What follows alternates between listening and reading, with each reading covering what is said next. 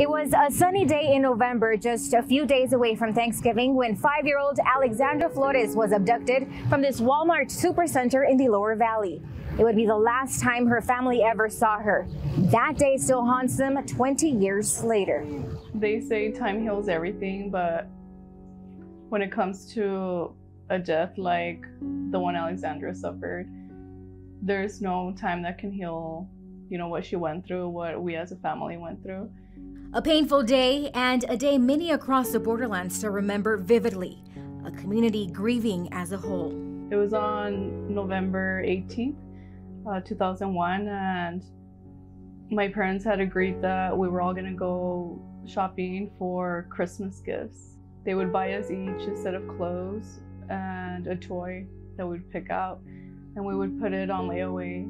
In the excitement and chaos of choosing their gifts, Alexandra Flores, the youngest of 8 children, became separated from her family. We met up at the layaway, and my dad asked for Alexandra, and we're like, no, she's not with us. My mom had thought that she was with my dad, and vice versa. And then that's when we started looking for her everywhere. Grainy surveillance video capturing the moment this man, David Renteria, lured her out of the store, kidnapping Alexandra. And then next thing you know, my parents come home and my mom was just sobbing because they came home empty-handed. Headlines and news all across the city urging anyone who may have seen anything to contact authorities. Just one day after her disappearance on November 19, her lifeless, nude body found under a carport near downtown El Paso with a plastic bag over her head. The thought that we were gonna never see her again, because she was literally the light of the room, like everywhere she went. A park named in her honor, her first and last school picture, along with the plaque, set up at Lorenzo Loya Elementary, where she attended pre-K. There's no day that we go without thinking of where she would be right now, what she would look like. All evidence pointing back to David Renteria, convicted of strangling and partially burning her body. Some say, had he been locked up, this may have been prevented when it comes to Alexandra's case. And so that could be true. What I do know is I believe he was on probation at the time. He was a registered sex offender. These are things that should help safeguard the community. Renteria, just one of 7 convicted killers in El Paso County, currently on death row, awaiting his execution for the past 18 years. Irving Alvin Davis, sentenced to death back in 2002 and again in 2008 for raping and killing an Anthony teen. And then there's this man, David Leonard Wood, also known as the Desert Killer. Wood, the longest sitting inmate on death row, had been discharged and paroled multiple times dating back to 1977. But it would be the kidnappings and killings of 6 young girls found in the desert, buried near each other, that would keep him locked up, including the death of 15-year-old Desiree Wheatley, her mother recalling the last day she saw her alive.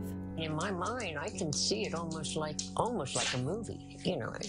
I can see her walking back. She was walking towards school, and then she turned around, started walking backwards, saying, "Bye, Mom, bye." I said, "Bye, see you later, love you." And she goes, "Love you too." These victims' family members are frustrated with our judicial system. I forgave him already for what he did to her. I just feel he shouldn't be alive anymore. I mean, he took her from us. Like, why can't his conviction already take place? Why is it taking the system so long? The reason that we get a really good look at death penalty cases is because they're so heavily litigated, right? These are cases that will be appealed all the way up the chain as far as they can, because life and death hangs in the balance. Texas State Representative Joe Moody circling back around to this most recent case. South Texas mother Melissa Lucio, the only Latina on death row in Texas, charged with killing her 2-year-old daughter. You haven't heard the news yet? No, what happened?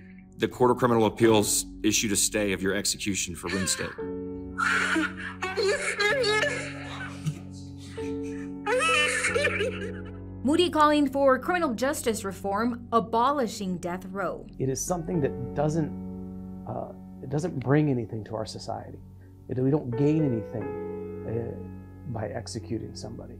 I don't agree with life in prison, just because you're still giving them some sort of hope that they will be out of jail. Which was the case for Cesar Fierro, charged and convicted in the murder of an El Paso taxi driver on a sole testimony.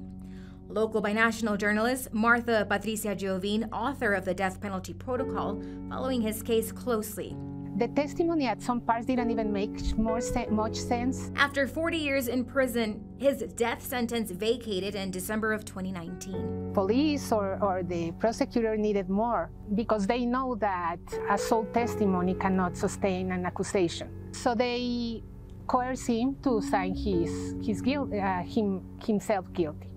And what I'm telling you is not based on appreciation, it's based on affidavits, signed affidavits. Though Moody argues the waiting game and appeals re-traumatize families, these victims' families say for them, it is more painful to live knowing their loved one's killer is still breathing.